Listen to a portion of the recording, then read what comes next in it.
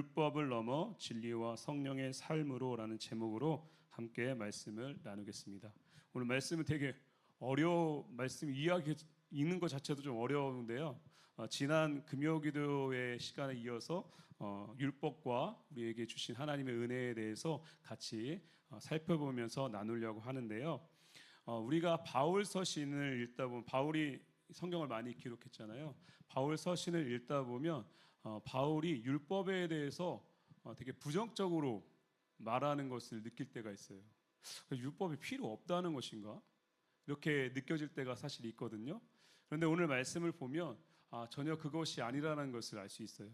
바울이 율법이 필요 없다, 율법이 없어도 된다, 이것을 말하고 있지 않다라는 것을 우리가 알 수 있습니다.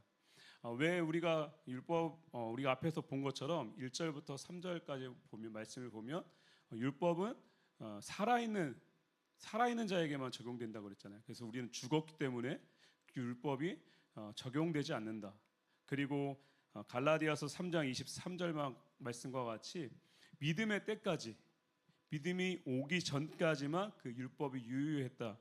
그렇기 때문에 마치 율법이 이제 끝나고 더 이상 우리에게 예수 그리스도께서 오셨기 때문에 율법이 이제 유효하지 않고 필요하지 않은 것처럼 이해할 수 있기 때문에 제가 좀 전에 그렇게 말씀을 드린 건데, 바울이 그것을 말하고 있지 않습니다. 7절을 보면 이렇게 말씀하잖아요. 이렇게 질문을 해요. 율법이 죄냐? 그러면서 그 질문에 대해서 분명하게 말하죠. 그럴 수 없다. 그 이유가 뭐냐면 율법으로 말미암지 않고는 내가 죄를 알지 못하기 때문이다라고 분명한 율법의 필요성을 말씀하고 있습니다. 바울이 율법에 대해서 부정적으로 말하는 건 맞습니다. 언제 그럴까요? 바울이 언제 이 율법에 대해서 부정적으로 말할까요? 구원과 관련돼 있을 때예요. 그러니까 바울이 율법이 악하기 때문에 그렇게 말한 것이 아니라 어떤 사람들이 있었다고 합니까? 가는 곳곳마다 항상 존재해요. 이 예수님도 믿고 율법도 지켜야 된다, 이렇게. 그러니까 그 행위를 통해서 예수님도 믿어야 되지만 행위를 통해서 구원받을 수 있다, 이렇게 얘기하니까 바울이 그것을 설명하기 위해서 율법을 말하는 거예요. 그래서 부정적으로 느껴지게 하는 겁니다. 바울이요 끊임없이 언급하는 건 뭐냐면 율법으로는 구원 얻을 수 없다. 오직 예수 그리스도를 믿음을 통해서, 그 오직 믿음으로만 구원을 얻을 수 있다. 그래서 로마서의 핵심 주제가 뭐냐면 이신칭의예요. 오직 믿음으로만 구원 얻을 수 있다. 그것을 지금 말하기 위해서 율법에 대해서 이제 설명을 하고 있는 겁니다. 분명한 것은요, 율법은 우리에게 생명을 주지 못합니다. 오히려 정죄하죠. 우리가 완벽하게 지키지 못하기 때문에 그 지키지 못하는 나의 모습을 발견하면 비참해지는 거예요. 나 왜 이걸 지키지 못하지? 왜 자꾸 난 넘어지지? 이렇게 스스로를 정말 자괴감에 빠지게 만든다라는 거예요. 그러나 바울은 율법이 우리로 하여금 죄가 무엇인지 깨닫는 기능을 한다라고 말씀을 하고 있습니다. 그래서 7절 하반절을 보면 곧 율법이 탐내지 말라 하지 아니하였더라면 내가 탐심을 알지 못하였으리라 라고 분명하게 이 율법의 기능에 대해서 언급을 하고 있습니다. 사실 율법이 없을 때도 있었잖아요. 로마서 2장을 보면 율법이 없을 때에는요, 하나님께서 우리에게 주신 양심에 대해서 바울이 언급을 하거든요. 우리에겐 양심을 주셨다. 그래서 그 양심을 통해서 우리가 어떤 선을 행할 수 있는 가능성을 주셨다, 이렇게 얘기를 해요. 그러니까 명확하진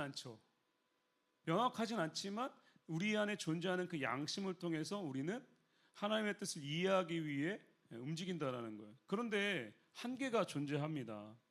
왜 그러냐면 우리가 살아가면서 느끼잖아요. 양심이 없는 것 같은 사람들이 있잖아요. 그리고 심지어는 어떤 사람들이 있습니까? 죄의식을 느끼지 못하고 사람까지도 죽이는 사이코패스 같은 사람들도 있잖아요. 그러니까 이 양심을 기대할 수가 없는 거예요, 인간에게는. 그래서 율법이 주어지기 전까지는요, 사람들은 어떻게 살았습니까? 물론 양심을 통해 행하기도 하지만 자기가 옳은 대로 살 수밖에 없는 거예요. 한계가 있으니까. 그래서 내 뜻대로 살다 보니까 죄를 계속 지을 수밖에 없는 거예요. 그래서 점점 죄를 더 계속 지을 수밖에 없고, 근데 중요한 건 뭐냐면 내가 그것이 죄라는 것을 모를지라도 그 죄를 행한 것에 대한 심판을 피할 수가 없다는 거예요. 항상 모든 자에게 하나님의 심판이 머물러 있잖아요. 이러한 인간들에게 하나님은 완벽하진 않지만 이 율법, 뭐 계명이라도 표현하는데 주셔서, 하나님의 말씀을 주셔서 하나님의 뜻이 무엇인지, 하나님이 뭘 싫어하시는지, 뭘 기뻐하시는지를 알게 하셨다는 거예요. 율법의 기능은요, 근데 거기까지예요. 왜냐하면 바울이 3장 20절에 보면 이렇게 말씀하는데 제가 읽어드릴게요. 그러므로 율법의 행위로 그의 앞에 의롭다 하심을 얻을 육체가 없나니 율법으로는 죄를 깨달음이니라. 분명하게 얘기하고 있죠. 율법을 통해서 그 행위로 그 앞에 의롭다 하심을 얻을 육체가 없다. 이게 뭔 말입니까? 율법이 분명히 하나님의 뜻을 알 수 있는 기능이 있는데 완벽하게 지키지 못하는 거예요. 이걸 완벽하게 지켜야지만 하나님 앞에 의로워질 수 있는데 못 지키는 거죠. 그러니까 이게 한계인 거예요. 그러니까 율법을 통해 우리는 죄를 극복할 수 없다라는 거예요. 왜요? 다 못 지키니까. 한 개라도 지키지 못하면 그건 못 지킨 겁니다. 그러니까 우리가 의로울 수가 없는 거예요. 이것에 대해 8절을 보면요, 이렇게 설명을 합니다. 우리 8절 같이 한번, 8절 같이 읽어보겠습니다. 시작. 그러나 죄가 탐심을 이루었나니 이는 율법이 없으면 죄가 죽은 것임이라. 예, 되게 독특한 표현을 지금 바울이 하고 있는데, 죄를 깨닫게 하고 죄를 억제하기 위해서 주어진 그 율법을 통해서 죄가 기회를 탄대요. 그래서 온갖 탐심을 이루었대요. 이게 무슨 말인가? 되게 독특한 표현인데, 이게 어떤 의미냐면 기회라는 것이 뭐냐면 출발점, 작전 기지라는 의미를 가지고 있거든요. 그러니까 죄가 율법을 도구로 삼았다라는 거예요. 마치 작전 기지로 삼았다라는 거예요. 그래서 그 율법을 통해서 우리를 흔든다는 거죠. 참 독특한 표현을 사용하고 있는데, 율법이요, 죄가 뭔지를 깨닫게 해요. 근데 중요한 건 뭐냐면 우리가 그걸 그대로 지키면 되는데 못 지키니까, 그러니까 그걸 가지고 흔드는 거예요. 너는 왜 그거밖에 안 되냐? 계속 정죄하고, 그리고 우리를 헤어나올 수 없는 절방으로 계속 빠지게 만듭니다. 아마 이제 은혜가 충만해서 내가 하나님의 뜻대로 살아야 되겠다라고 마음 먹고 그렇게 살아본 경험들이 있을 거예요. 그땐 더 그래요. 마음에 나는 이거밖에 안 되는구나. 그게 뭐냐? 이런 율법과 계명을 가지고 죄가 우리를 흔드는 겁니다. 이것을 이렇게 표현하고 있죠. 우리 10절과 11절 다시 한번 읽어보겠습니다. 시작.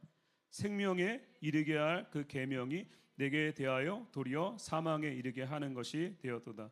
죄가 기회를 타서 계명으로 말미암아 나를 속이고 그것으로 나를 죽였는지. 예, 보십시오.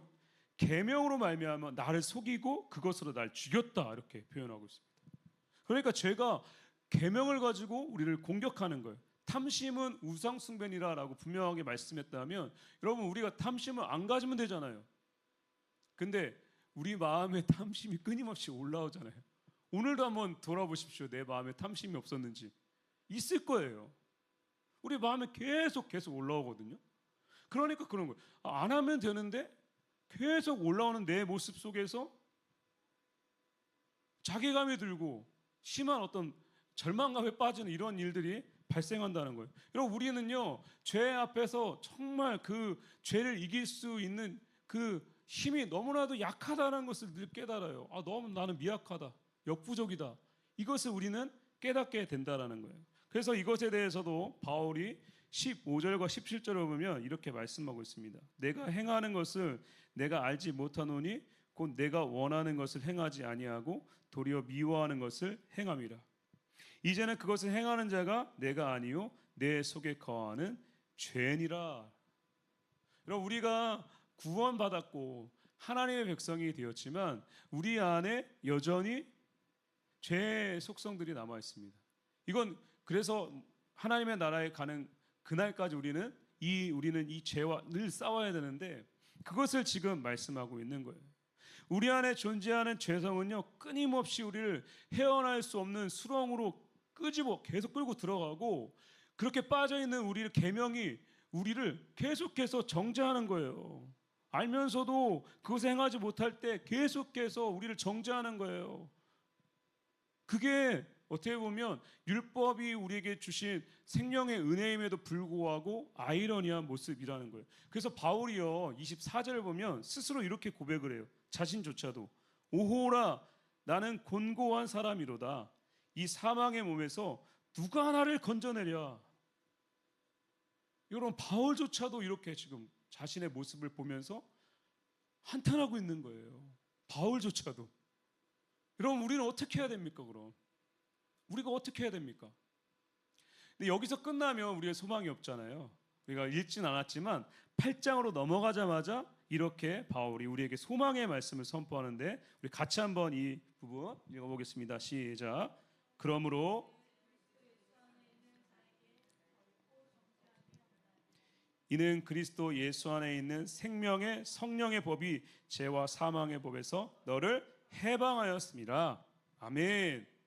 여러분 율법이요, 율법 아래에 있을 때 이 죄가 이 계명을 전진기를 삼고 우리를 더욱더 절망에 빠뜨리고 끊임없이 우리를 죄인이라고 얘기하며 정죄하는데, 여러분 말씀을 오늘 우리에게 말씀 거기서 그게 끝이 나면 우리에게 소망이 없죠. 매일 정죄당할 거예요. 우리는 아침 눈 뜨자마자 자는 그 시간까지 계속 정죄당할 거예요.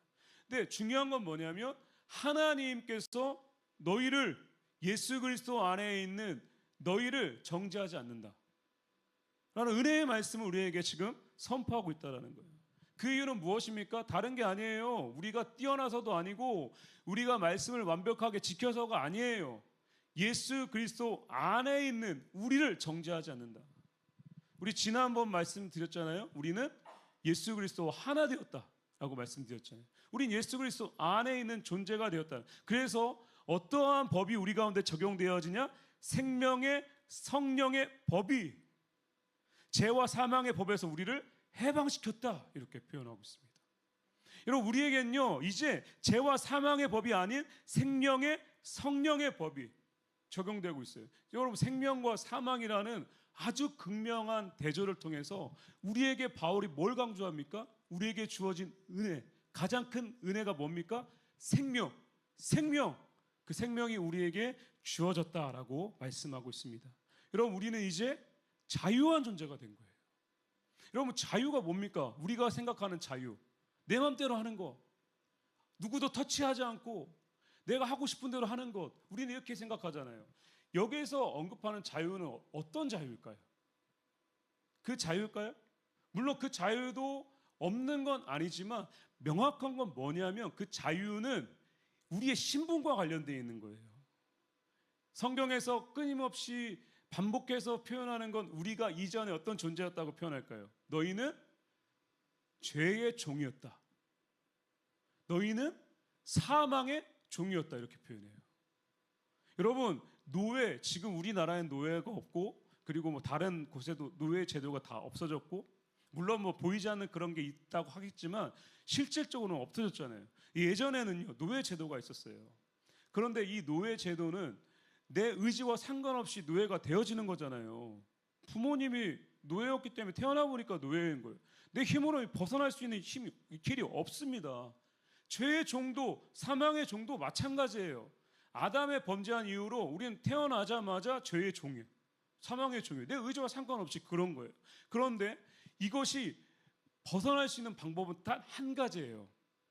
누군가가 이것을 값을 주고, 그걸 속전이라고 표현하는데 값을 주고 그 사람을 사서 너는 이제 자유다 해방시켜주는 거예요. 그게 여기에서 말씀하고 있는 자유라는 거예요.